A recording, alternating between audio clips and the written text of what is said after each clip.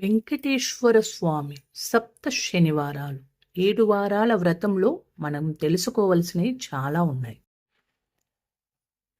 ఒకనాడు శనీశ్వరుల వారు వెంకటేశ్వర స్వామికి తపస్సు చేశారట. భగవంతుడా, నన్ను ఎవ్వరు భూలోకములో భక్తితో పూజించట్లేదు, భయంతో పూజిస్తున్నారు అని.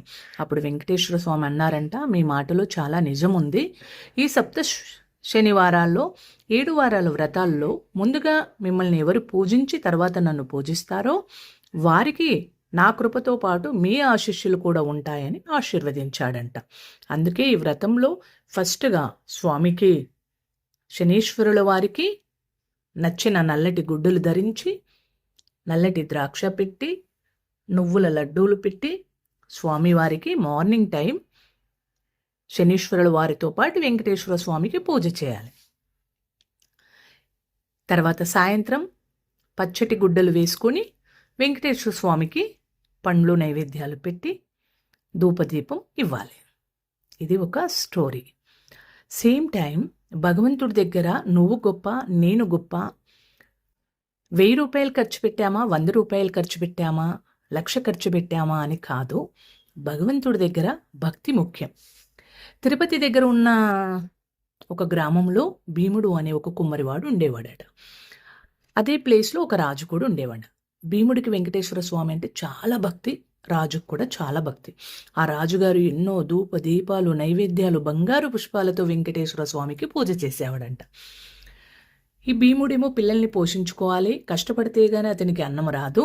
కుండలు చేస్తూ ఆ చేతికి అంటిన మట్టితో చక్కటి పుష్పాలు చేసి ఎదురుగా పెట్టుకున్న వెంకటేశ్వర స్వామికి పుష్పాలు అర్పించేవారట. ఈ రాజుగారు వెళ్ళేసరికి బంగారు పుష్పాల దగ్గర పుష్పాలు లేకుండా మట్టి పుష్పాలు కనపడుతున్నాయంట. రాజుకు చాలా రోజులు భటులను పెట్టి ఎంక్వైరీ చేశారంటే ఎలా వస్తున్నాయని. ఇంకా ఆయనకు మనోవేదన వచ్చేసింది, నేను పెట్టిన బంగారు పుష్పాల దగ్గర మట్టి పుష్పాలు ఉంటున్నాయే అని. అప్పుడు ఒక రాత్రి వెంకటేశ్వర స్వామి కలలో వచ్చి, రాజా, భీముడని కుమ్మరివాడు పరమభక్తుడు, అతడు ప్రతిరోజు నాకు మట్టి పుష్పాలు పెడుతున్నాడు, అతని భక్తి నీకంటే అమోఘం, ఆ భక్తితో మీరు పెట్టిన బంగారు పుష్పాలు పక్కకు జరిగి మట్టి పుష్పాలు ఉంటున్నాయి అని అన్నారట. ఎలాగైనా భీముడిని కలవాలని ఆ మహారాజు ఆ ఊరికి వెళ్తే భీముడు కుండలు చేస్తూ ఉన్నాడంట. అప్పుడు, ఏమయ్యా, నీకు పూజ చేసుకోవడానికి డబ్బులు లేవా, భగవంతుడిని మట్టి పుష్పాలు పెడుతున్నావేంటి అంటే, అవునయ్యా, నేను చాలా నిరుపేదను, నాకు పూజ చేసుకోవడానికి టైము లేదు, అంత భక్తి లేదు, మంత్రము రాదు, జపము రాదు, ఏమీ రాదు తండ్రి. నా పిల్లల్ని పోషించుకోవడానికి, నా భార్యను పోషించుకోవడానికి నేను కుండలు చేస్తున్నాను, ఆ వచ్చిన మట్టితో భగవంతునికి పుష్పాలు వేస్తున్నాను అని అన్నాడట. అప్పుడు రాజుగారు అతని భక్తికి మెచ్చి అతనికి కొన్ని డబ్బులు ఇచ్చేసి వెళ్ళిపోయారంట. కొన్ని రోజులకు కుమ్మరివాడు చనిపోతే స్వర్గలోకానికి వెళ్ళిపోయారంట. రాజుగారు కూడా ఎన్నో వ్రతాలు పూజలు చేస్తూ ఇప్పటికి కూడా వెంకటేశ్వర స్వామికి ఆ భీముడు భక్తికి మెచ్చి మట్టి పాత్రల్లో నైవేద్యాలు పెడతారని పుస్తకంలో కనపడుతుంది. నాకు చదివాను.